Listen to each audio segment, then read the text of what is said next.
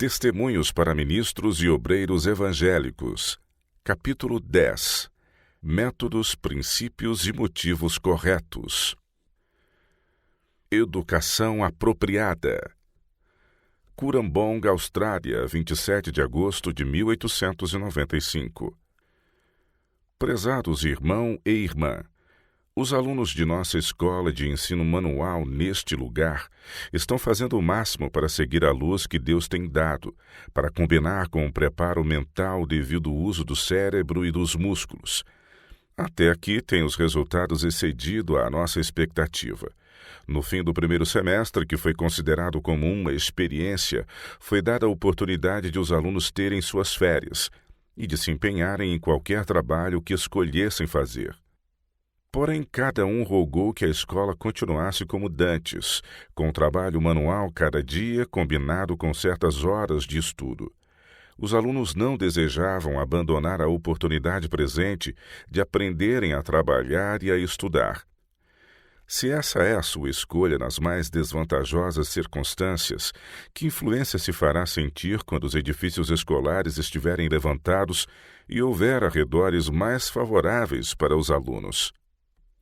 O edifício que agora ocupam, o único afinal próprio para esse fim, era um velho hotel que alugamos e que estamos usando em sua máxima capacidade. 4 tendas armadas num campo vizinho são também ocupadas pelos alunos. Cada manhã, às 6 horas, são os membros da escola reunidos para o culto matinal e para o estudo da Bíblia. Tais ocasiões têm se demonstrado uma bênção. Falei aos alunos 8 manhãs. O Senhor Jesus verdadeiramente estava em nossa assembleia. A congregação variava entre 26 e 30 pessoas. Nas primeiras reuniões desceu sobre mim o espírito de intercessão, e todos sentiram que o Senhor ouvira as nossas orações. Então falei cerca de 30 minutos, e o Senhor me deu palavras para os que estavam reunidos. Estes períodos foram os mais proveitosos, e o testemunho dos estudantes que se seguiu deu evidência de que o Espírito Santo a todos dava um vislumbre das coisas de Deus. As impressões espirituais tornaram-se cada vez mais assinaladas com a continuação das reuniões. A presença divina estava conosco. As simpatias e sentimentos dos parentes inspiraram-se de poder e graça. Os corações eram suscetíveis à influência do Espírito Santo e decididas mudanças se operaram na mente e no caráter. O Espírito de Deus estava trabalhando nos agentes humanos. Louvo ao Senhor pela encorajadora influência de seu Espírito sobre o meu próprio coração. Todos nós sentimos que o Senhor estava cooperando conosco para nos levar a querer, resolver e agir. Não se propõe o Senhor a realizar por nós nem o querer, nem o efetuar. Este é o nosso próprio trabalho. Tão logo sinceramente nos empenhemos no trabalho, é dado a graça de Deus para operar em nós o querer e o perfazer, mas nunca para ser um substituto de nosso esforço. Nossa alma deve ser despertada para cooperar. O Espírito Santo trabalha no agente humano para operar a nossa própria salvação. Esta é a lição prática que o Espírito Santo se está esforçando para nos ensinar. Porque Deus é o que opera em vós tanto o querer como o efetuar, segundo a sua boa vontade. Nunca tive um senso mais profundo da preciosa verdade de seu poder sobre o espírito humano do que quando me dirigia àqueles alunos nas reuniões cedo de manhã. Uma manhã após outra senti-me encarregada de uma mensagem de Deus. Também tive liberdade especial ao falar 2 vezes no sábado. Em cada reunião, vários incrédulos estavam presentes e ficaram muito comovidos ao ser a verdade apresentada. Caso tivéssemos um lugar apropriado para a reunião, poderíamos convidar os vizinhos a assisti-la. Mas a nossa sala de jantar comprida e estreita, tão superlotada como se estivesse entulhada, não é um lugar muito agradável para o culto. É-me designado um pequeno espaço no canto da sala e fico comprimida à parede. Não obstante, o Senhor Jesus está na Assembleia. Isto sabemos. Algumas almas estão agora pensando muito seriamente sobre o assunto da verdade. Todos nós sabemos que as lutas íntimas mais graves e mais intensas se produzem no momento da grande resolução de executar as convicções que estão no coração humano. A consagração da alma a Deus é a entrega da guarda da alma àquele que comprou sua liberdade a um preço infinito, e então devemos prosseguir em conhecer ao Senhor para que possamos saber que com a alva será a sua saída. Obedecer é melhor do que sacrificar. Toda a obra do cristão se resume em querer e efetuar. Educação equilibrada. Os alunos trabalham arduamente e com fidelidade. Estão fortalecendo os nervos e ganhando solidez, bem como atividade muscular. Essa é a devida educação que fará sair de nossas escolas moços que não são fracos nem deficientes, que não têm uma educação unilateral, mas um preparo físico, mental e moral completo. Não devem os educadores do caráter esquecer-se de pôr o fundamento que tornará a educação do maior valor. Exigirá isso abnegação, mas deve ser feito. Devidamente conduzido, o ensino físico preparará a tensão mental. Mas esse somente sempre forma um homem deficiente. A tensão física, combinada com o esforço mental, conserva a mente e o moral numa condição mais saudável, sendo feito muito melhor trabalho. Sob esse treino, sairão de nossas escolas alunos educados para a vida prática, habilitados a dar o melhor uso à sua capacidade intelectual. Se quisermos fazer justiça aos nossos estudantes, devem ser combinados o exercício físico e mental. Temos trabalhado aqui neste plano com absoluta satisfação, não obstante a maneira inconveniente em que os alunos têm de trabalhar. Aqui cheguei e comecei o trabalho da minha parte com tanto fervor que isso a todos inspirou um renovado zelo, e tenho estado trabalhando com determinação, regozijando-se por terem esse privilégio. Temos provocado um no outro o zelo e as boas obras. Temiam os obreiros da escola que eu plantasse as primeiras árvores, e agora tanto eles como eu temos a satisfação de ter os primeiros pomares genuínos desta vizinhança. Algumas de nossas árvores produzirão frutos no próximo ano, e os pêssegos darão uma boa colheita dentro de 2 anos. O Senhor, de quem compramos nossas árvores, mora a cerca de 30 quilômetros daqui. Tem extenso e belo pomar. Diz ele que temos esplêndida terra para frutas. Bem, a escola fez um excelente começo. Os alunos estão aprendendo a plantar árvores, morangos, etc., a conservar cada radícula desembaraçada para lhes dar oportunidade de crescerem. Não é esta uma lição muito preciosa sobre a maneira de tratar a mente humana, bem como o corpo? Não embaraçar nenhum dos órgãos do corpo, mas lhes dar plena ocasião para desempenhar o seu trabalho. A mente deve ser desafiada, suas energias provadas. Precisamos de homens e mulheres que possam ser vitalizados pelo Espírito de Deus para realizarem uma obra completa sob a direção do Espírito.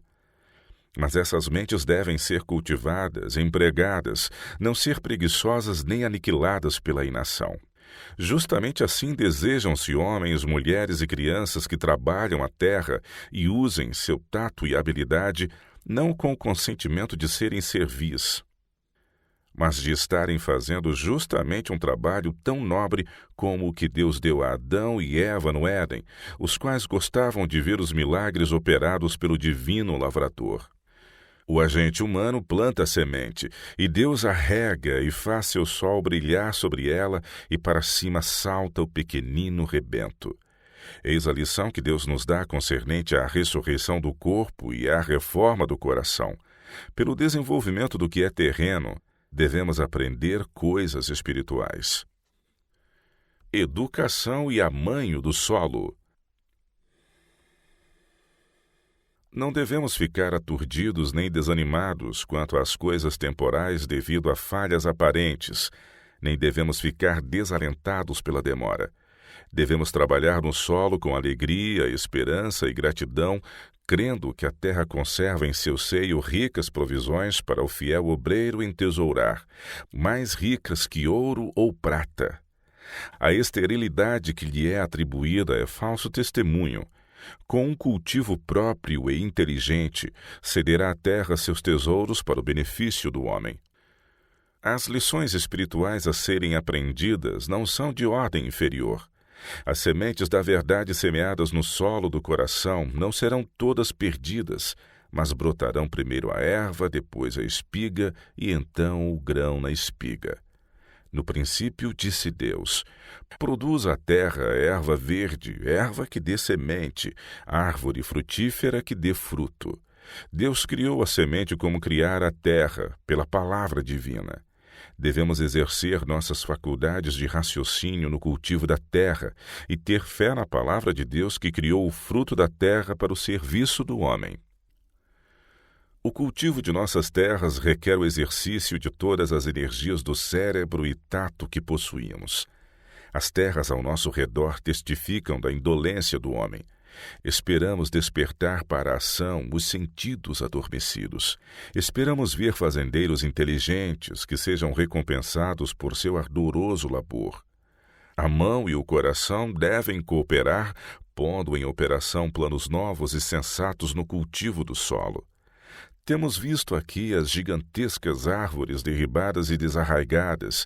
Temos visto a rélia do arado enterrada no solo, abrindo profundos sulcos para o plantio de árvores novas e a semeadura da semente. Aprendem os estudantes o que significa arar e que a enxada e a pá, o ancinho e a grade são todos implementos de indústria honrosa e útil. Frequentemente cometer-se-ão erros, mas o erro jaz muito perto da verdade. Aprender-se-á sabedoria pelos fracassos, e a energia que dará lugar a um começo dá esperança de êxito no fim. A hesitação atrasará as coisas, a precipitação igualmente as retardará, mas todas servirão de lição se os agentes humanos assim o quiserem. Na escola que aqui é iniciada em Curambong, procuramos ter verdadeiro êxito nos ramos agrícolas, combinados com o estudo das ciências. Pretendemos que este lugar seja um centro do qual irradie a luz, precioso conhecimento avançado que resulte em serem trabalhadas terras incultas, de modo que montanhas e vales floresçam como a rosa. Tanto para as crianças como para os homens, o trabalho combinado com o esforço mental dará uma espécie certa de educação completa. O cultivo da mente trará tato e novos incentivos para o cultivo do solo. Haverá uma nova apresentação de homens como ganhadores de pão, que possuem uma habilidade educada e treinada para trabalhar o solo com vantagem. Sua mente não será sobrecarregada e forçada ao máximo com o estudo das ciências. Tais homens demolirão o tolo sentimento que tem prevalecido com relação ao trabalho manual. Emanar-se-á uma influência não em oratória altissonante, mas uma real inspiração de ideias. Veremos agricultores que não são grosseiros, ásperos e indolentes, descuidados com o vestuário e a aparência de seus lares. Antes porão gosto em suas casas. Os quartos serão ensolarados e convidativos. Não veremos tetos enegrecidos, cobertos de panos cheios de pó e sujeira. A ciência, a engenhosidade e a inteligência manifestar-se-ão no lar. O cultivo do solo será considerado elevado e enobrecedor. A religião pura e prática se manifestará em tratar a terra como a casa do tesouro de Deus. Quanto mais inteligente se torna o homem, tanto mais dele deve irradiar a influência religiosa. E o Senhor deseja que tratemos a terra como um tesouro precioso que nos foi emprestado em confiança. Menos do próprio eu. Granville, Austrália, 13 de setembro de 1895. Certamente deve haver uma mudança em nossos ministros. Tanto no coração como no caráter deve haver mais de Cristo e menos de si mesmo. Devemos ser representantes do nosso Senhor. Os que têm tido grande luz e preciosas oportunidades são responsáveis diante de Deus que a cada homem tem dado o seu trabalho. Nunca devem trair o sagrado depósito, mas verdadeiramente devem ser a luz do mundo. Nisto está a caridade, não em que nós tenhamos amado a Deus, mas em que Ele nos amou a nós e enviou o seu Filho para a propiciação pelos nossos pecados. Eis uma linguagem que exprime seu espírito para com um povo corrupto e idólatra. Como te deixaria, ó Efraim? Como te entregaria, ó Israel? Como faria como Admar? Te poria como Zeboim? Está mudado em mim o meu coração. Todos os meus pesares juntamente estão acendidos. Deve ele abandonar o povo por quem foi feita tal provisão, a saber, o seu Filho único, a expressa imagem de si mesmo? Deus permite que seu Filho seja entregue pelas nossas ofensas. Ele mesmo assume para com o portador de pecados o caráter de juiz, despojando-se das ternas qualidades de um pai. Nisto se recomenda o seu amor da mais maravilhosa maneira para com a raça rebelde, que vista para os anjos contemplarem, que esperança para o homem em que Cristo morreu por nós, sendo nós ainda pecadores. O justo sofreu pelos injustos e levou nossos pecados sobre seu próprio corpo no madeiro. Aquele que nem mesmo a seu próprio filho poupou, antes o entregou por todos nós, como nos não dará também com ele todas as coisas? Como testemunhas escolhidas de Deus, damos nós valor à possessão adquirida de Cristo? Estamos prontos a fazer todo e qualquer sacrifício ao nosso alcance, para nos colocarmos sob o jugo de Cristo, para cooperarmos com Ele e sermos colaboradores de Deus? Todos os que estão passando pela prova de Deus, obedecendo aos seus mandamentos, amam a raça humana que perece como Cristo a amou. Seguem o exemplo de Cristo no trabalho mais fervoroso e abnegado, para buscar nos caminhos e valados os grandes e os pequenos, os ricos e os pobres, a todos dar a mensagem de que são alvo do amor especial e do cuidado protetor de Cristo. Trabalho para todos.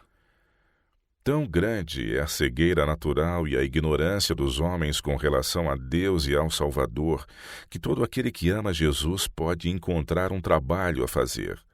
Nenhum dos que tem verdadeiro amor a Cristo permanecerá indiferente e indolente. Há uma assinalada diferença entre o caráter e a vida dos que são obedientes a todos os mandamentos de Deus e a dos que são desobedientes. Os pais não têm reprimido o egoísmo de seus filhos. A condescendência própria tem sido objeto de procura. Servindo a si mesmos, multidões estão jungidas em servidão a Satanás. São escravos de seus próprios impulsos e paixões que estão sob o domínio do maligno. Ao chamá-los para o seu serviço, Deus lhes oferece a liberdade. A obediência a Deus é liberdade da escravidão do pecado, livramento das paixões e impulsos humanos. Mas temos de enfrentar e contender com homens que empregam todas as suas forças em caluniar os que são leais a Deus. Sua inteligência e a razão que Deus lhes deu são dedicadas a fazer parecer que a obediência aos mandamentos de Deus é um serviço fastidioso. Mas os que advogam os reclamos da lei de Deus testificam: muita paz têm os que amam a tua lei, e para eles não há tropeço. A lei do Senhor é perfeita e refrigera a alma. O Senhor apresenta a verdade em contraste com o erro, apresentando também o resultado certo de aceitar a verdade, a experiência que sempre segue a obediência voluntária. É paz e descanso. A obra que está diante do servo de Deus é apresentar a Jesus. A obra dos ministros de Cristo é lançar sua alma em defesa sobre os seus méritos. Os homens que se desviam do caminho da obediência e fazem da transgressão à lei de Deus uma virtude, estão sob a inspiração do arqui-enganador. São cegados pelo seu poder. Precisam ter diante de si uma apresentação do que a verdade pode fazer no sentido de habilitar os homens a conservar um temperamento semelhante ao de Cristo quando tentados a se tornarem imperiosos e impacientes. Desejam os inimigos da verdade provocar os que ensinam os obrigatórios reclamos da lei de Deus. Se da nossa parte houver represália, as hostes de Satanás triunfam. Ele encontrou um ponto fraco na armadura. Pela sua atitude mesquinha, procuram os agentes de Satanás tentar os advogados da verdade a dizer e fazer coisas que não sejam recomendáveis. Como tratar a oposição? Boa percepção, uma nobreza de alma devem ser alimentadas. O espírito de verdade e justiça deve dominar o nosso comportamento, as nossas palavras e nossa pena. Ora, o homem natural não compreende as coisas do Espírito de Deus porque lhe parecem loucura, e não pode entendê-las, porque elas se discernem espiritualmente. Se o ministro, ao estar perante a congregação, vir um sorriso incrédulo na face dos oponentes, seja ele como quem não vê. Se alguém for tão indelicado que ria e olhe com desprezo, nem pela voz nem pela atitude reflita o ministro o mesmo espírito. Mostrai que não manejais tais armas. A pena frequentemente escreve palavras cortantes, e ao repetir as declarações dos advogados do erro, às vezes nossos irmãos fazem circular o erro. Isso é errado. Apresente vossa pena verdade avançada. O Espírito Santo não trabalha com homens que gostem de ser mordazes e críticos. Este espírito tem sido alimentado em enfrentar contendores. E alguns têm formado o hábito de provocar combate. Nisto, Deus é desonrado. Segurai os dardos aguçados, não aprendais na escola de Satanás os seus métodos de guerra. O Espírito Santo não inspira as palavras de censura. Diante de nós está um tempo de tribulações, e toda alma honesta, que não tem tido a luz da verdade, tomará então posição ao lado de Cristo. Os que creem na verdade devem converter-se de novo cada dia. Então serão vasos de honra. A devida maneira de enfrentar os opositores. Não repitais as palavras de vossos opositores, nem com eles entreis em controvérsia. Não enfrentais meramente os homens, mas a Satanás e seus anjos. Cristo não apresentou injuriosa acusação contra Satanás concernente ao corpo de Moisés. Se o Redentor do mundo, que entendia as artes perversas e enganosas de Satanás, não ousou apresentar contra ele injuriosa acusação, mas com santidade e humildade disse: O Senhor te repreenda, ó Satanás. Não será prudente seus servos seguirem-lhe o exemplo? Tomarão os seres humanos uma atitude que Cristo evitou porque esta ofereceria a Satanás ocasião para perverter, deturpar e falsificar a verdade? Observações pessoais devem ser evitadas. Neste período da história do mundo, temos um trabalho demasiado grande para começar. Uma nova espécie de guerra no sentido de enfrentar o poder sobrenatural dos agentes satânicos. Devemos pôr de lado as observações pessoais, embora sejamos tentados a tirar vantagem de palavras ou ações. Na paciência devemos possuir as nossas almas. Irmãos, tornai manifesto que estais inteiramente do lado do Senhor. Deixai que a verdade da santa palavra de Deus revele a transgressão e o pecado e manifeste o poder santificador da verdade no coração humano. Um espírito arrogante não deve ter lugar para corromper a obra de Deus. Todo momento que temos o privilégio de comungar com Deus, temos razões para lhe ser gratos. Todos os dias há necessidade de contrição, e o Senhor declara a grande vantagem de todo aquele que humilhar seu coração e se esconder em Jesus. Porque assim diz o alto e o sublime que habita na eternidade, e cujo nome é santo, num alto e santo lugar habito, e também com o contrito e abatido de espírito, para vivificar o espírito dos abatidos e para vivificar o coração dos contritos. Mas eis para quem olharei, para o pobre e abatido de espírito, e que treme da minha palavra. Perto está o Senhor dos que têm o coração quebrantado, e salva os contritos de espírito. Clamou este pobre, e o Senhor o ouviu, e o salvou de todas as suas angústias. O anjo do Senhor acampa-se ao redor dos que o temem e os livra. Deixai que os que odeiam a lei do Senhor se enfureçam e vertam seus anátemas contra aqueles que têm a coragem moral de receber e viver a verdade.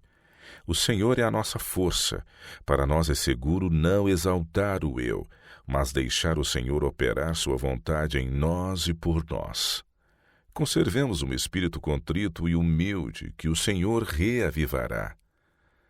O valor do conselho e do aviso. O amor próprio e o louvor próprio certamente suscitarão no coração o ressentimento contra qualquer pessoa que se aventure a objetar o procedimento de alguém. Tudo o que se assemelha a conselho ou aviso é recebido com indignação, como se visasse machucar e ferir. Esse espírito acariciado levará a numerosos mares. Ninguém se aventurará a vos dizer quando errais, porque a pessoa fiel será considerada inimiga. Assim é morta a bondade que deve existir entre os irmãos na fé, devido a desconfiar a interpretação dada aos avisos feitos no temor de Deus. Salientam-se indevidamente palavras, a imaginação exagera o assunto e cria a alienação. Não obstante, não devemos permitir que um irmão sofra injustiça. A presunção deve ser vencida. O amor aos aplausos deve ser visto como uma cilada. Sempre há perigo de cometer erros crassos pelo conceito de nossa própria sabedoria e nossas próprias qualificações. Apresentem essas qualificações o verdadeiro valor e elas serão apreciadas. O espírito de união e igualdade entre os obreiros. É-me solicitado pelo Espírito de Deus que aconselhe aos meus irmãos que se unam uns aos outros no trabalho. Amai como irmãos, sede piedosos, corteses, verdadeiros como o aço um para com o outro, mas subjugai esse sentimento de superioridade sobre os vossos irmãos ministros, que leva a pessoa a sentir que não se pode unir aos outros no trabalho. Nenhum homem deve achar que ele deve fazer todo o trabalho. Por mais experiente ou bem qualificado que seja, há necessidade de que outros talentos se unam ao seu. É um erro pensar que a linha de pensamentos de um homem realize a obra em favor de todos os corações num serviço religioso. Necessitam-se homens de diferentes mentalidades, homens cujo coração seja eternamente impelido para ganhar almas. Diferentes métodos de trabalho são realmente essenciais na disseminação da semente da verdade e no fazer a colheita. Frequentemente se dá o caso de homens da mais humilde habilidade alcançarem corações que se têm tornado endurecidos contra o trabalho de outro homem. Há necessidade de muita oração. Aproximar-se de Deus em comunhão significa aproximar-se Deus da alma que o está buscando. Deve haver maior consagração do coração e da vida ao serviço de Deus. Conselho mútuo. Temos diante de nós a maior das obras. O perigo que ameaça a nossa atividade e que se demonstrará nossa ruína caso não seja visto e vencido é o egoísmo. Dedicar a mais elevada estima aos nossos planos, nossas opiniões e nossos trabalhos e agirmos independentemente de nossos irmãos. Aconselhai-vos mutuamente, têm sido as palavras frequentemente repetidas pelos anjos. Satanás se pode dirigir através da mente de um homem para desviar as coisas de seu devido canal. Pode ter êxito com dois que veem as coisas pela mesma luz, mas com várias mentes reunidas há maior segurança contra seus ardis.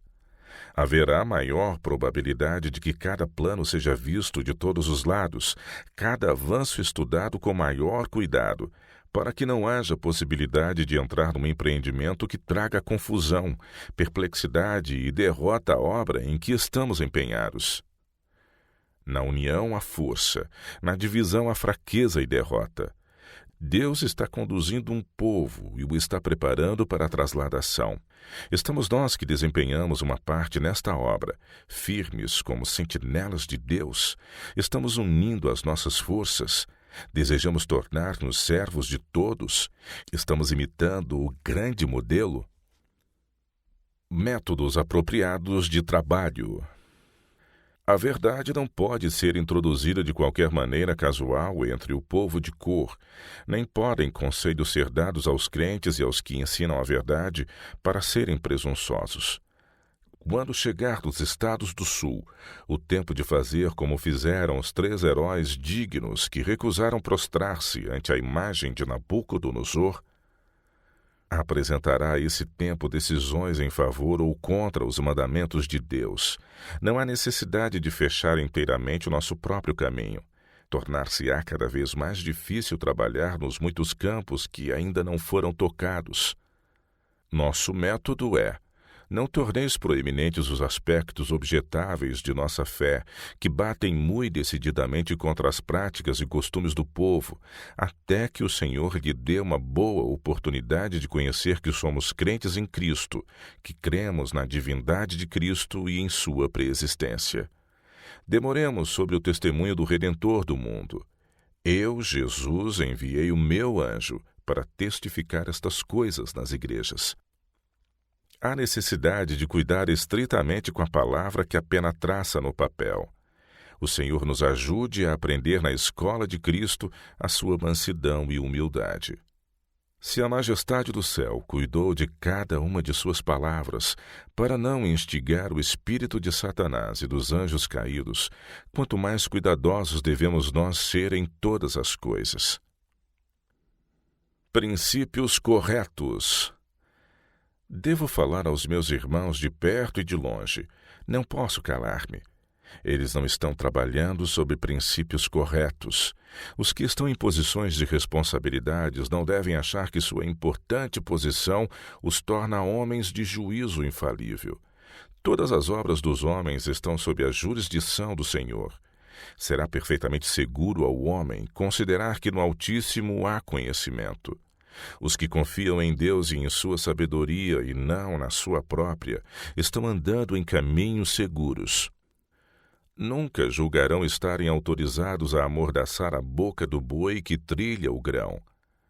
E quão ofensivo é aos homens controlarem o agente humano que está em associação com Deus e a quem o Senhor Jesus tem dito: Vinde a mim todos os que estáis cansados e oprimidos, e eu vos aliviarei.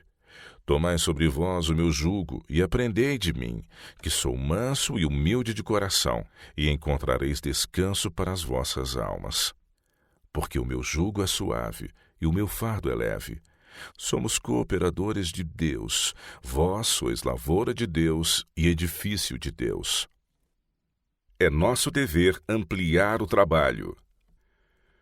Ponham-se a trabalho forças para limpar novo terreno e estabelecer novos e vivos interesses onde quer que se encontre uma brecha.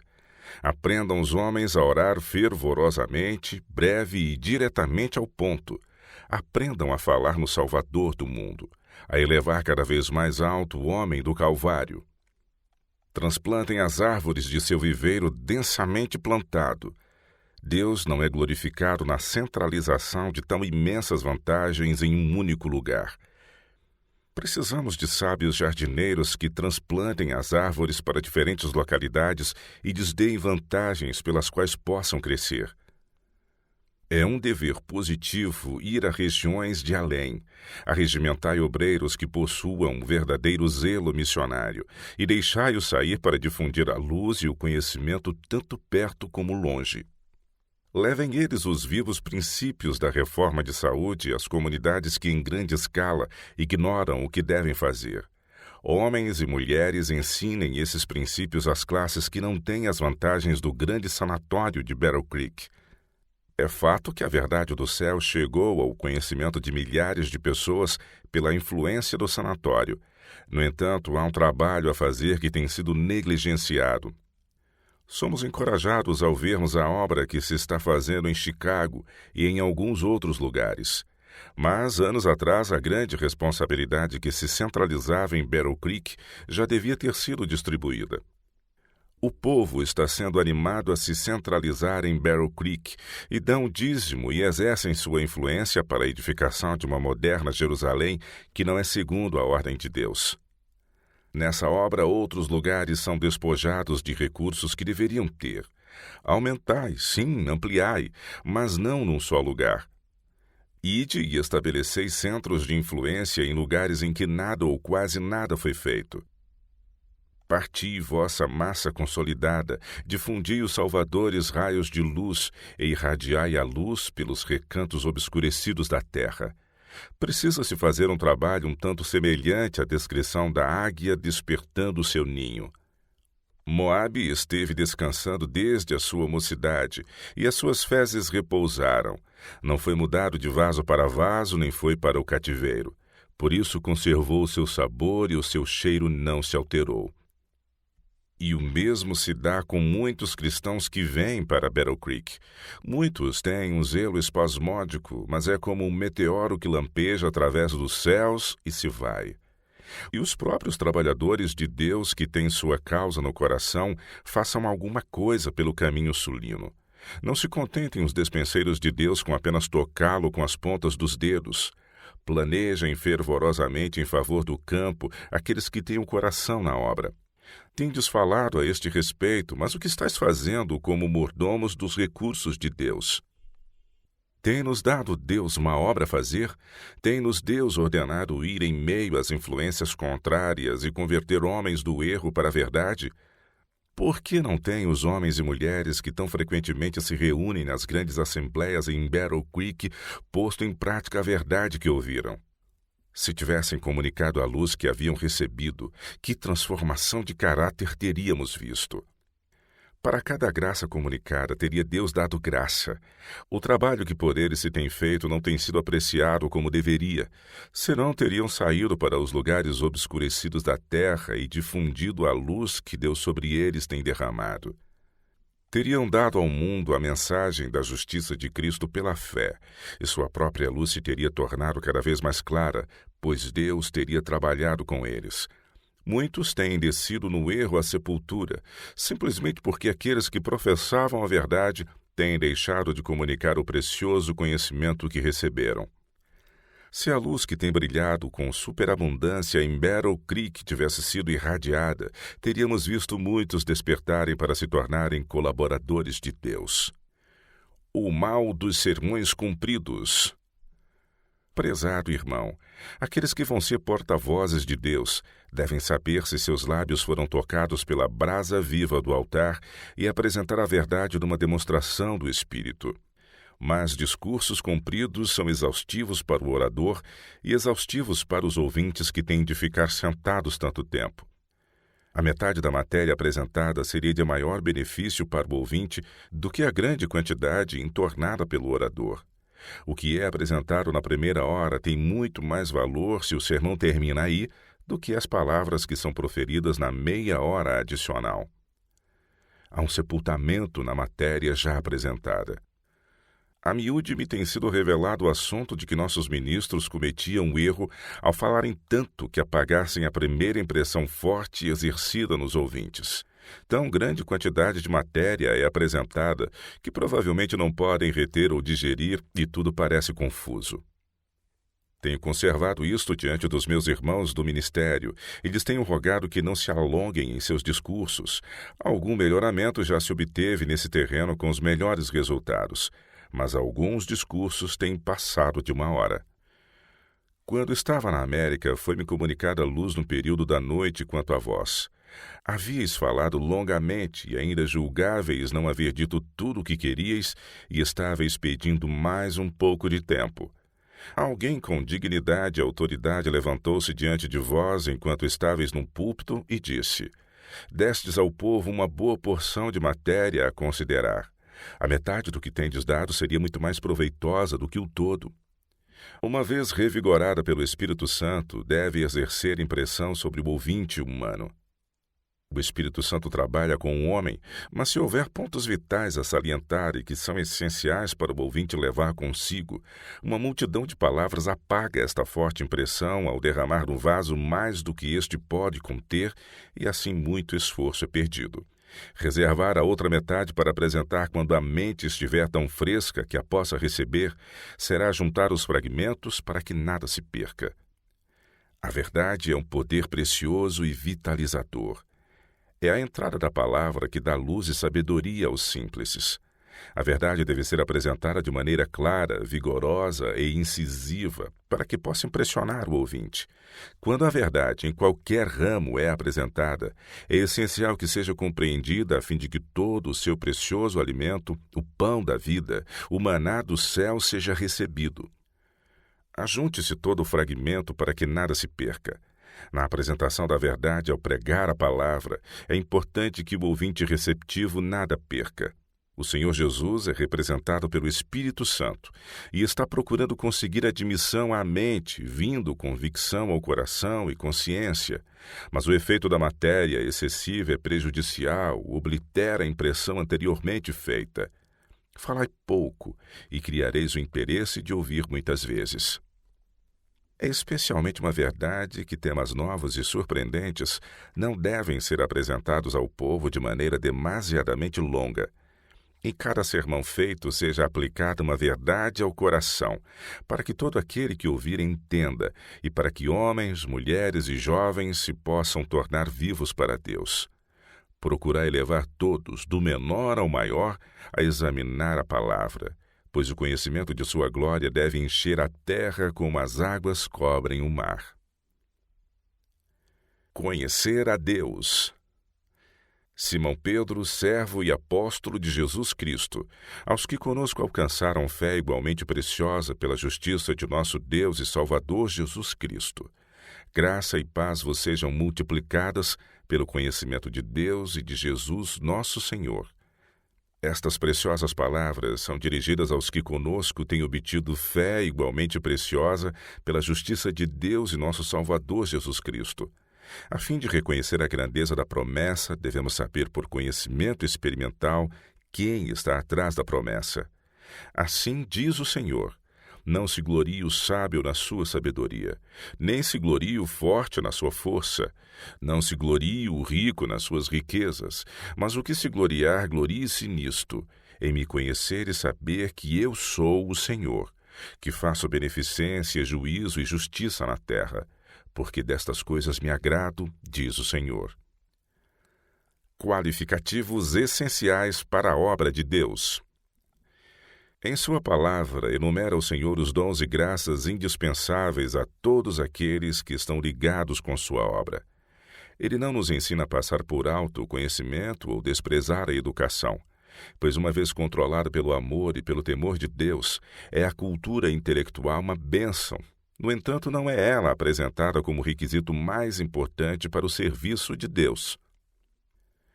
Jesus deixou de lado os sábios de seu tempo, os homens de educação e posição, por serem tão orgulhosos e presumidos em sua alardeada superioridade que não podiam simpatizar com a humanidade sofredora e tornar-se colaboradores do homem de Nazaré.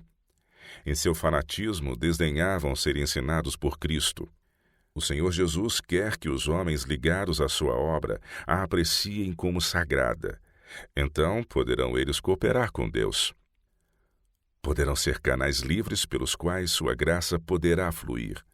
Os atributos do caráter de Cristo só poderão ser comunicados àqueles que não confiam em si mesmos. A mais elevada educação científica não pode por si mesma desenvolver caráter semelhante ao de Cristo. Os frutos da verdadeira sabedoria só vêm de Cristo. Todo obreiro deve provar suas próprias habilitações pela palavra de Deus. Tem os homens que lidam com coisas sagradas, claro entendimento, correta percepção das coisas de interesse eterno?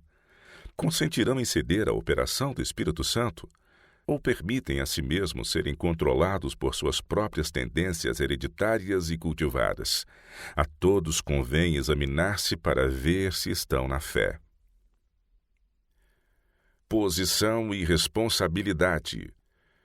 Os que ocupam posições de confiança na obra de Deus sempre devem ter em mente que estas posições envolvem grande responsabilidade.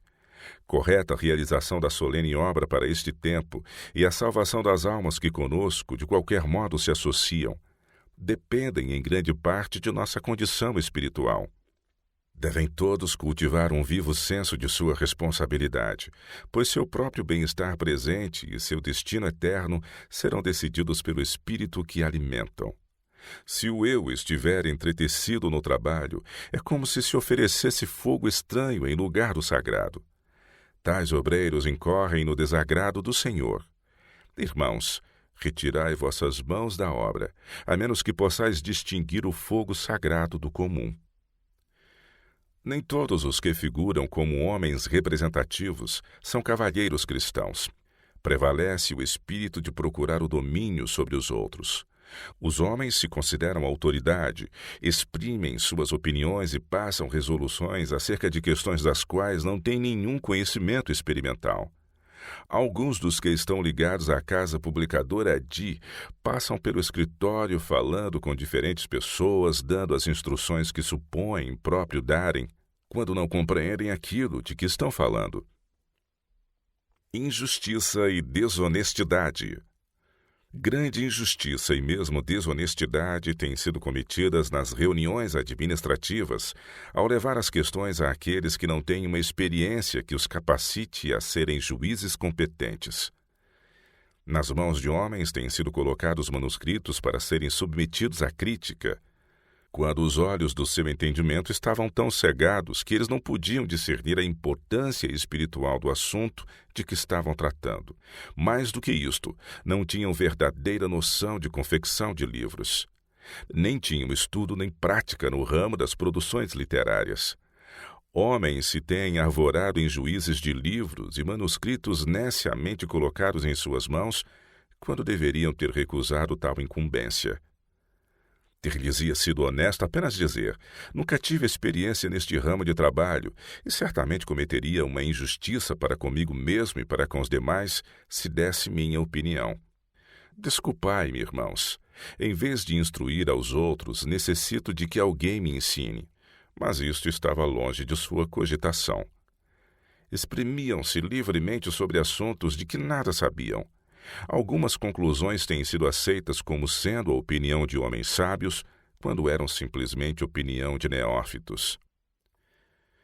Chegou o tempo em que, em nome de Deus e na sua força, deve a Igreja agir para o bem das almas e para a honra de Deus. A falta de uma fé firme e de discernimento nas coisas sagradas deve ser considerada suficiente para excluir qualquer homem de ligação com a obra de Deus.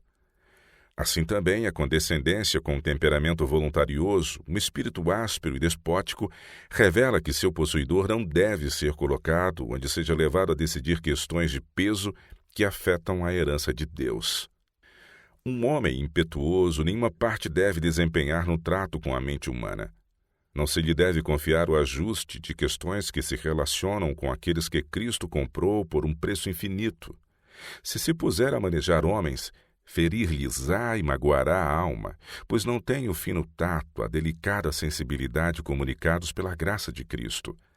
Seu próprio coração precisa ser abrandado, subjugado pelo Espírito de Deus. O coração de pedra não se tornou um coração de carne. Todos devem representar a Cristo. Todos os que assim falsamente representam a Cristo estão imprimindo um molde errado à obra, pois encorajam os que com eles estão ligados a fazerem o mesmo. Por amor de sua alma, por amor àqueles que correm o risco de sua influência, devem eles resignar sua posição, pois no céu aparecerá o registro de que o obrador do mal tem em suas vestes o sangue de muitas almas. Ele fez com que alguns ficassem exasperados de tal modo que abandonaram a fé. Alguns se têm imbuído dos seus próprios atributos satânicos, sendo impossível avaliar o dano a eles causado. Somente aqueles que manifestam que seu coração está sendo santificado pela verdade devem ser mantidos em posições de confiança na obra do Senhor. Considerem todos que, seja qual for a sua ocupação, devem representar a Cristo. Com firme propósito, procure cada homem ter o Espírito de Cristo. Especialmente devem os que aceitaram a posição de diretores ou conselheiros sentir que deles se requer que, em todos os sentidos, sejam cavalheiros cristãos. Embora no trato com outros devamos ser sempre fiéis, não devemos ser rudes. As almas com que temos de lidar são a possessão adquirida do Senhor, e não devemos permitir que nenhuma expressão precipitada, arrogante, escape dos lábios. Irmãos, tratai os homens como homens, não como servos mandados de uma parte para outra a vosso bel prazer. O que condescende com o espírito áspero e altivo, melhor seria que se tornasse um guardador de ovelhas, como Moisés, e assim aprendesse o que significa ser um verdadeiro pastor. Moisés alcançou no Egito a experiência de poderoso estadista e de líder dos exércitos, mas não aprendeu ali as lições essenciais à verdadeira grandeza. Necessitava ele de experiência em deveres mais humildes para se poder tornar alguém que assume cuidados, terno para com todo ser vivente. Ao cuidar dos rebanhos de Jetro, foi sua simpatia atraída para as ovelhas e cordeirinhos, e aprendeu a guardar essas criaturas de Deus com mais terno cuidado. Embora sua voz nunca pudesse se queixar de maus tratos, assim mesmo a atitude deles muito poderia demonstrar. Deus cuida de todas as criaturas que ele fez. Ao trabalhar para Deus nessa humilde posição social, Moisés aprendeu a ser para Israel um terno pastor. Confiar em Deus. O Senhor quer que aprendamos também uma lição da experiência de Daniel. Muitos há que se poderiam tornar homens poderosos, se como este fiel hebreu confiassem em Deus quanto à graça para serem vencedores e a força e eficiência em seus labores. Daniel demonstrou a mais perfeita cortesia, tanto para com os mais velhos como para com a juventude. Permaneceu como uma testemunha de Deus e procurou tomar tal atitude que não se precisasse envergonhar por lhe ter o céu ouvido as palavras ou contemplado as obras. Ao se exigir de Daniel que participasse do fausto da mesa do rei, não se encolerizou nem exprimiu a determinação de comer e beber como lhe agradasse. Sem falar uma palavra de desafio, levou a questão a Deus. Tanto ele como seus companheiros buscaram a sabedoria do Senhor, e ao saírem da fervorosa oração, sua decisão estava feita. Com verdadeira coragem e cortesia cristã, Daniel apresentou o caso ao oficial sob cujo cuidado estavam, pedindo que lhes fosse concedido ter um regime simples.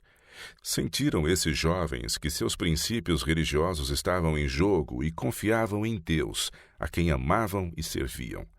Foi-lhes concedido o que pediram, pois haviam alcançado graça para com Deus e os homens.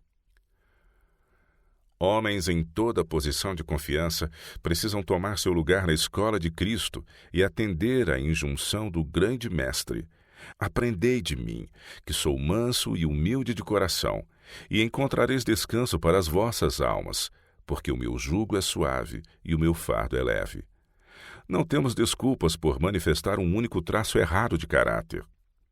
Não por força nem por violência, mas pelo meu espírito, diz o Senhor dos Exércitos. Em vosso trato com outros, seja o que for que virdes ou ouvirdes e que necessite ser corrigido, ide primeiro ao Senhor à procura de sabedoria e graça, para que ao tentardes ser fiéis, não sejais rudes. Pedi-lhe que vos dê a docilidade de Cristo. Então sereis leais ao vosso dever, leais à vossa posição de confiança e fiéis a Deus, um mordomo fiel que vence as tendências para o mal, naturais ou adquiridas. Ninguém, a não ser um cristão de todo o coração, pode ser um cavalheiro perfeito. Mas se Cristo estiver habitando na alma, seu espírito se revelará nas maneiras, nas palavras e nas ações. A delicadeza e o amor nutridos no coração serão demonstrados em abnegação e verdadeira cortesia. Tais obreiros serão a luz do mundo. A necessidade de discernimento espiritual. No vapor Alameda, em alto mar, 17 de novembro de 1891. A redenção faz parte da natureza divina. É prerrogativa de Deus ter de reconstruir, não de destruir. O Filho de Deus foi dado para morrer antes da fundação do mundo. A existência do pecado é inexplicável, portanto, nenhuma alma sabe o que Deus é enquanto não se vê a luz que se reflete da cruz do Calvário, e na amargura de sua alma detesta-se a si mesmo como um pecador. Quando sua alma clama em grande necessidade por um Salvador que perdoa os pecados, então Deus é revelado como misericordioso, pleno de compaixão, perdão e amor, longanimidade e paciência. Como membros da Igreja, se fiéis, somos individualmente servos de Jesus Cristo, colaboradores de Deus. Quando alguém é machucado pelo inimigo e ferido e comete erro, como fiéis e leais ao Mestre, como obreiros de Deus, devemos empenhar-nos no trabalho missionário mais próximo de nós. Devemos trabalhar para curar e não para arruinar e destruir. A esperança que temos em Cristo deve-se a sermos pecadores. Temos direito de reclamar um Salvador. Então, quando houver em qualquer de nossas instituições associados conosco aqueles que erram, nenhum homem desempenha a função de acusar, condenar e destruir como se fosse infalível. É obra do cristão corrigir, restaurar, curar. Esse processo curador salva muita alma e oculta uma multidão de pecados. Deus é amor. Deus em si mesmo, em sua essência, é amor. Ele faz o melhor daquilo que parece ser um dano, não dando a Satanás a ocasião de triunfar por fazer com que o mal apareça e expor nossas fraquezas aos nossos inimigos. O mundo não deve ser introduzido na igreja e com ela casar-se, formando um laço de união. Por esse meio tornar-se-á a igreja verdadeiramente corrupta e, como foi declarado em Apocalipse, coito de toda ave imunda e aborrecível. A influência da união com os mundanos. Pela associação com o mundo, tornar-se-ão nossas instituições sem conteúdo, indignos de confiança, porque a esses elementos mundanos introduzi-los e colocá-los em posições de responsabilidade são vistos como professores que devem ser respeitados em sua posição de educar, dirigir e oficiar, quando é certo serem manejados pelo espírito e poder das trevas. De modo que não se torna distinta a demarcação entre aquele que serve a Deus e aquele que o não serve. Por Cristo é dada a parábola relativa ao campo, em que se supunha haver sido semeado puro trigo, mas as pessoas encarregadas olham esse campo com desapontamento e perguntam: não semeaste tu no teu campo boa semente? Por que tem então joio? O dono da vinha respondeu: o inimigo é quem fez isso. Acusador dos irmãos. Assim me foi apresentado com relação ao retiro rural de saúde. Tive uma mensagem de advertência. Falei com fervor e sei que o Senhor pôs o seu Santo Espírito sobre mim, enquanto eu apresentava o perigo da associação com o mundo e do amor a ele. O mundano está sempre à espreita para criticar e acusar os que servem a Deus. Isto se revelará na queixa impertinente de professos cristãos que nunca foram transformados pela graça de Jesus Cristo. São inimigos mortais dos que creem. Desprezam o sábado do 4º mandamento, e se puderem fazer parecer que os que se estão esforçando por obedecer aos mandamentos de Deus são faltosos, lançou Satanás seus dardos. E agora, o que mais? Ele demonstrou seu poder acusador, mas seus cruéis dardos pouco mal farão se os cristãos professos permanecerem fiéis às palavras de Cristo e forem obradores de sua palavra e não somente ouvintes. Aqueles a quem se fazem tais queixas estão na obrigação para com Jesus Cristo de amar, respeitar e ser fiéis mutuamente àqueles que estão unidos a Cristo na comunhão da Igreja. Unir-se ao elemento que acha faltas, ser acusadores dos irmãos, receber o vitupério que eles põem à vossa parte, é secundar a obra do inimigo colocando-vos em suas mãos para tornar a sua obra um êxito. Por que Cristo foi odiado? Apresentei diante dos ouvintes a questão de que Jesus, o Senhor da vida e da glória, foi crucificado para agradar a maldade dos judeus, porque os princípios que ele apresentava não coincidiam com suas próprias ideias e com seus ambiciosos alvos.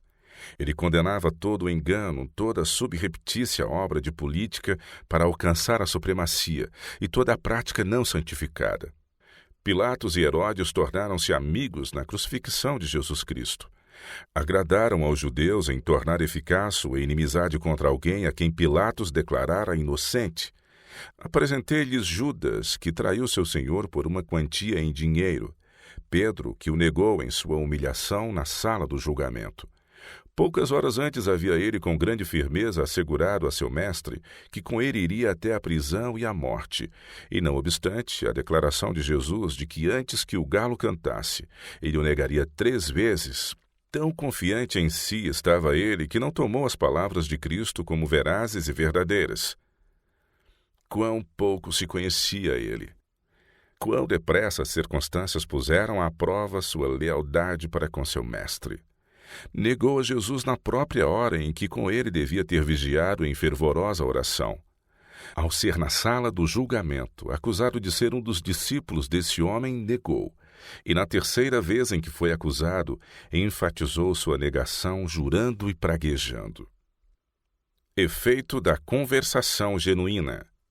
Disse Cristo: mas recebereis a virtude do Espírito Santo, que há de vir sobre vós, e ser-me-eis testemunhas. O olhar de dor e tristeza que Jesus lançou a Pedro não era um olhar sem esperança. Quebrantou o coração de Pedro, que negara seu Senhor.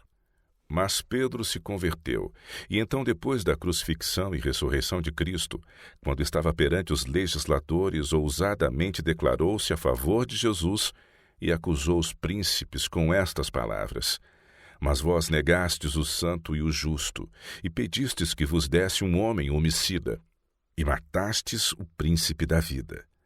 Aí Pedro se revela um homem inteiramente diferente do Pedro confiante em si mesmo e vangloriador de antes de sua conversão. Apresentei-lhes a voz do mundo, os inimigos de Cristo, dizendo aos seus mensageiros: que não ensinasseis nesse nome e quereis lançar sobre nós o sangue desse homem. Teve êxito tal ameaça? Tornou covardes as testemunhas de Cristo? Não, elas proclamaram a mensagem que Deus lhes dera e foram trancados na prisão, mas Deus enviou os seus anjos para os libertar. De noite, o anjo do Senhor abriu as portas da prisão e os trouxe para fora, dizendo: ide, apresentar-vos ao templo, e dizei ao povo todas as palavras desta vida. Esta voz dos anjos celestes era diretamente oposta à das autoridades, e a qual delas deveriam eles obedecer? Porém, respondendo Pedro e os apóstolos, disseram: mais importa obedecer a Deus do que aos homens. O Deus de vossos pais ressuscitou a Jesus, o qual vós matastes, suspendendo-o no madeiro. Deus, com a sua destra, o elevou a príncipe e salvador, para dar a Israel o arrependimento e remissão dos pecados. E nós somos testemunhas acerca destas palavras, nós e também o Espírito Santo que Deus deu àqueles que lhe obedecem. E ouvindo eles isto, se enfureciam e deliberaram matá-los. Então Gamaliel, doutor da lei, pleiteou em favor dos apóstolos, e suas palavras prevaleceram. Bem, esta é uma pequena parte das palavras que o Senhor me deu para falar ao povo. Como tratar os que erram? As palavras que me foram dadas eram daquele caráter que eu sabia necessitar o povo e que os beneficiariam se as ouvissem. Um discurso foi sobre a maneira de tratar aos que conosco se unem na qualidade de igreja, caso errem. Não deviam permitir que sua mente fosse levada à ação pelas palavras dos inimigos do Senhor contra seus filhos.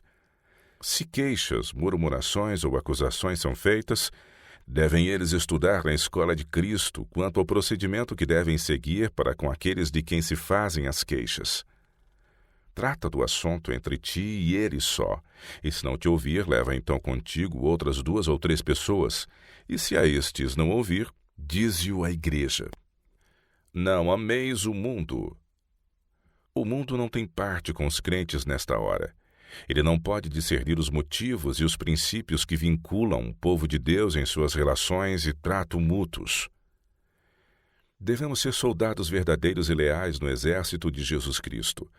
Todos os seus seguidores devem acompanhar o passo de seu líder. Nunca devem eles revelar seus segredos aos inimigos de Jesus Cristo ou torná-los seus confidentes em relação a seus movimentos ou ao que pretendem fazer em sua linha de ação, pois é uma traição aos sagrados depósitos e dá ao inimigo toda a vantagem. E o conselho do povo de Deus seja dentro do seu próprio grupo.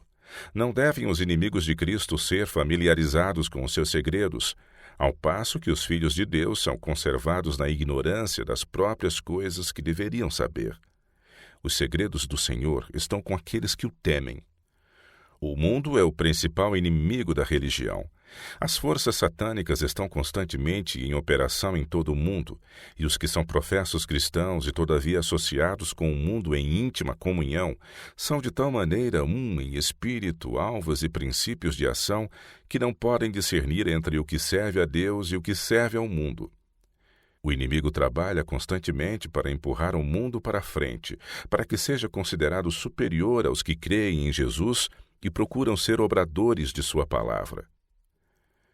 Palavras de louvor e lisonja dos mundanos são recebidas como doces manjares, mas o juízo dos que amam essa espécie de alimento está de acordo com a fraqueza que eles demonstram nessa direção. Sua vida espiritual compõe-se justamente da espécie de material de que se alimentam. Sua experiência cristã depende em grande parte da lisonja e da apreciação humana. O temor e o amor de Deus não estão entretecidos em sua experiência. Quão lamentável e triste é ver homens que conheceram algo do Espírito de Deus caírem tão completamente nos braços do mundo que, desviados e influenciados por sua voz, dependam de seus favores para obterem força e êxito. Quão manifestamente estão tais pessoas alienadas de Cristo, quão cheias de confiança própria, quão cheias de jactância e de vaidade, e quão curtos de vista com relação à espiritualidade. Quão pouco do verdadeiro discernimento têm eles para distinguir entre o que é um filho de Deus, herdeiro do reino, e o que é o filho do maligno, que é filho da desobediência e inimigo de Deus. As duas classes. Há somente duas classes em nosso mundo: os que são obedientes a Jesus Cristo, que procuram um mestre para lhe fazer a vontade e trabalham para alcançar a salvação de sua própria alma e a alma de cada um dos que com ele se associam, que mencionam o nome de Cristo, e os filhos da desobediência. Há apenas duas classes em nosso mundo. Então ouvi as palavras daquele que sabe. Filhinhos, sois de Deus, e já o tendes vencido, porque maior é o que está em vós do que o que está no mundo. Do mundo são, por isso falam do mundo, e o mundo os ouve. 1 João, capítulo 4, versos 4 e 5. Almas estão sendo enganadas. O temor e o amor de Deus não têm poder controlador. O mundo é o seu senhor e eles procuram alcançar sua enganosa e lisonjeadora miragem. Ouvi aquele que deu sua vida pelo mundo para que todo aquele que nele crê não pereça, mas tenha a vida eterna. Ele falou como jamais homem algum falara. Todo São João 15 contém uma lição muito importante. Lede-a, obedecei-lhe. De novo ouvi a voz de Deus. Não podeis servir a Deus e a Mamon. A mistura de crentes com descrentes. Não assine o povo de Deus em qualquer de nossas instituições o armistício com o inimigo de Deus e do homem. O dever da Igreja para com o mundo não é descer às suas ideias e aceitar-lhe as opiniões, as sugestões, mas atender às palavras de Cristo por meio de seu servo Paulo. Não vos prendais a um jugo desigual com os infiéis, porque que sociedade tem a justiça com a injustiça, e que comunhão tem a luz com as trevas? E que concórdia há entre Cristo e Belial, ou que parte tem o fiel com o infiel? Isto significa, em sentido especial, o casamento com os incrédulos, mas abrange maior terreno que este. Significa nossos instrumentos ordenados por Deus, em nossas instituições de saúde, em nossos colégios e em nossas casas publicadoras. O assunto é colocado diante de nós em seu devido aspecto. Levanta-se a pergunta: e que consenso tem um templo de Deus com os ídolos? Porque vós sois o templo do Deus vivente. Como Deus disse, neles habitarei e entre eles andarei. Eu serei o seu Deus e eles serão o meu povo. Pelo que saí do meio deles e apartai-vos, diz o Senhor, e não toqueis nada imundo. O que significa isto? As sugestões, as obras más dos filhos da desobediência. Em caso algum deveis contaminar-vos com o espírito ou influência dos descrentes. Temei unir-vos ou ligar-vos em molhos com eles. Temei comunicar os trabalhos ligados com a causa do Senhor aos que nenhuma parte têm com Deus, nem simpatizam com os que amam a verdade de Deus. E eu vos receberei, e eu serei para vós pai, e vós sereis para mim filhos e filhas, diz o Senhor Todo-Poderoso. Elevo minha voz de advertência contra a mistura em nossas instituições de elementos mundanos com os que creem. Temos de fazer ecoar o sinal de perigo. Se em nossas instituições pessoas são colocadas em posição de responsabilidade, são educadores. Outros são ensinados a ir a estas pessoas em busca de instrução. E isso é uma cilada para o incauto. Suas ideias tornam-se confusas quanto à justiça e à verdade. Eles ouvem a essas pessoas que não têm respeito à verdade, escarnecem e falam disparatadamente da verdade, que devia ser mantida firme e sagradamente como verdade. Quando o trabalho do dia na sexta-feira devia ser planejado com relação ao sábado do Senhor, vê-se a operação de Satanás nesses filhos da desobediência para prolongar o serviço horas sagradas adentro e dar ordens para que aqueles que estão sob sua direção façam trabalho no sábado, e então eles exultam e Satanás triunfa. E quando homens que estão na mais elevada posição de responsabilidade não fazem diferença entre os que servem a Deus e os que não o servem, evidenciam que seus olhos não são puros para a glória de Deus. Portanto, todo o seu corpo está cheio de trevas. Quando esses homens que estão em autoridade se têm de tal maneira misturado com o espírito dos mundanos, que as palavras de queixa vinda dos lábios destes incrédulos são tidas como verazes e verdadeiras, eles não sabem de que espírito são. Quando incentivam esse espírito e se queixam contra o povo de Deus, demonstram estarem trabalhando do lado do inimigo para deprimir e humilhar aqueles a quem o Senhor ama e mostram que fortalecem as mãos do ímpio que está fazendo má obra. Quando se sentem livres para permitir que os acusadores dos filhos de Deus façam planos para eles contra seus escolhidos, não têm a Cristo a planejar consigo.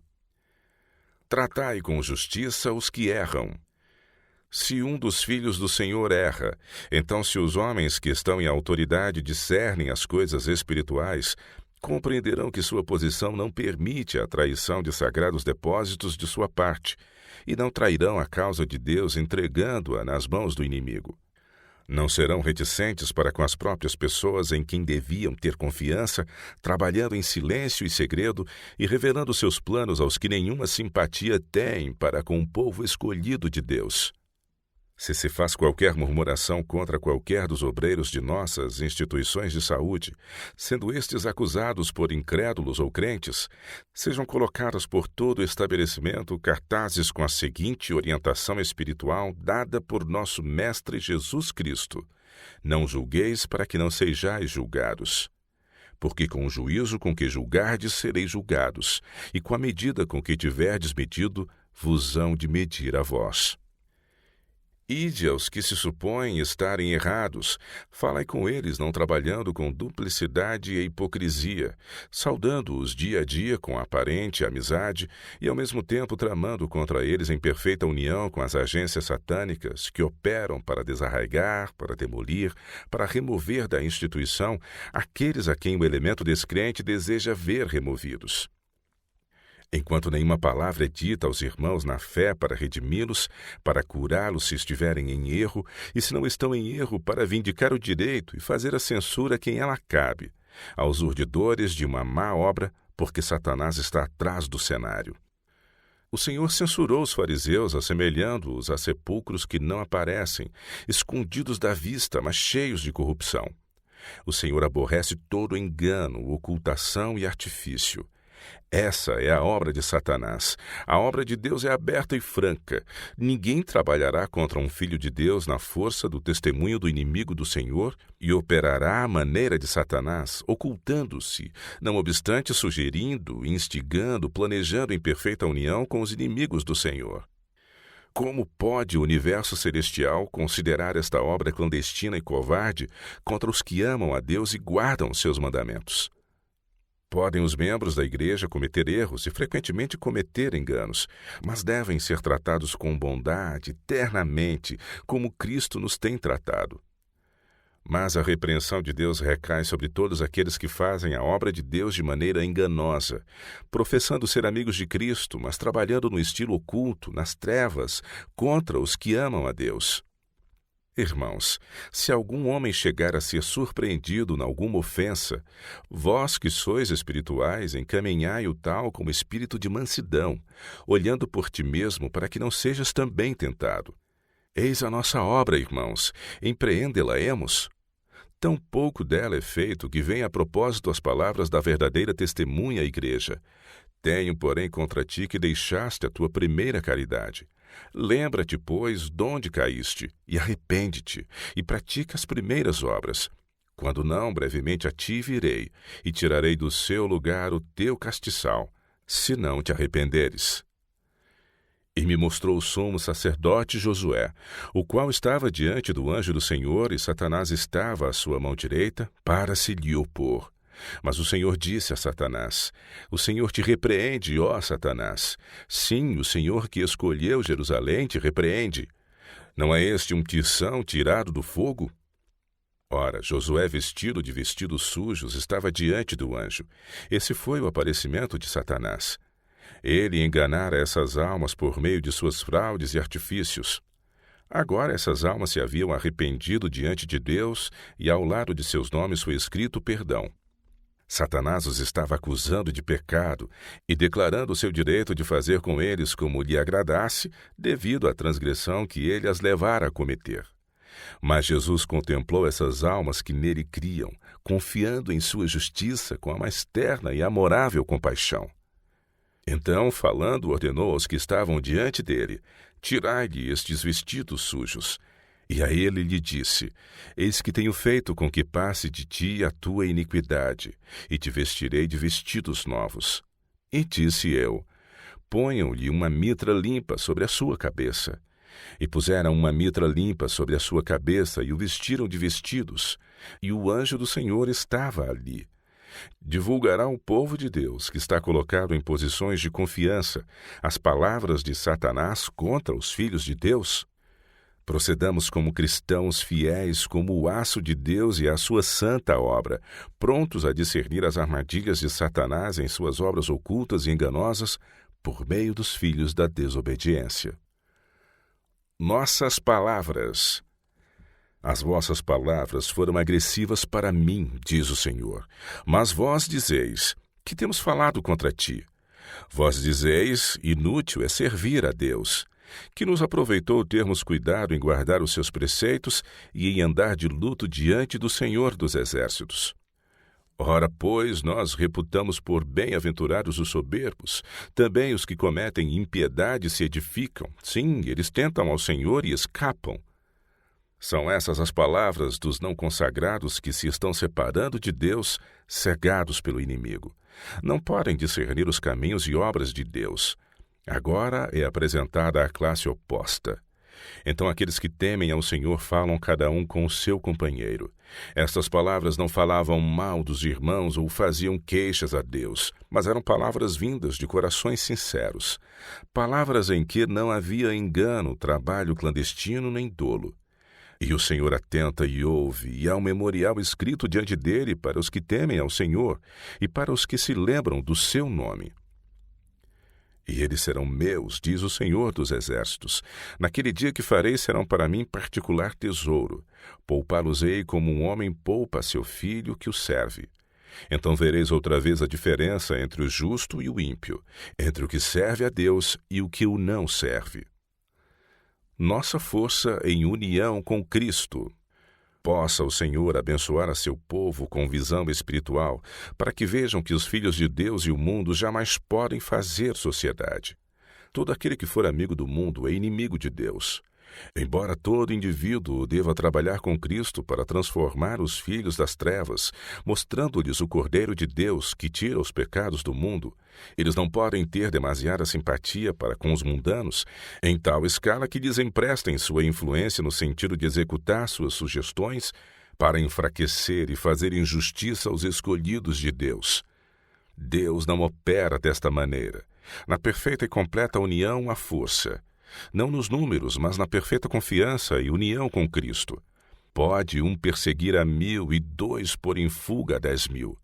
Não formemos laços não santificados de união com os amigos do mundo, pois Deus pronunciou sua maldição sobre todas essas uniões. Tome o povo de Deus firmemente sua posição em favor da verdade e da justiça. Já vemos as terríveis consequências da união de crentes com descrentes. O resultado é dar-se aos descrentes a confiança que pertence apenas àqueles que amam e reverenciam a Deus. O poder das trevas já colocou seu molde e inscrição sobre a obra que devia permanecer pura, não corrompida pelas astutas ciladas do diabo. Levantamos nossa voz de advertência sobre as atrações sociais das ofertas e engodos mundanos. Guardai distância, não toqueis em coisa imunda. Não sejam as orientações e propostas do mundo dadas ao povo de Deus para dominá-lo. Ai daquele cuja sabedoria não é de cima, mas de baixo. Pelo desejo de alcançar o patrocínio, de obter fama, homens de piedade superficial traem os mais sagrados interesses, pondo-os nas mãos de incrédulos.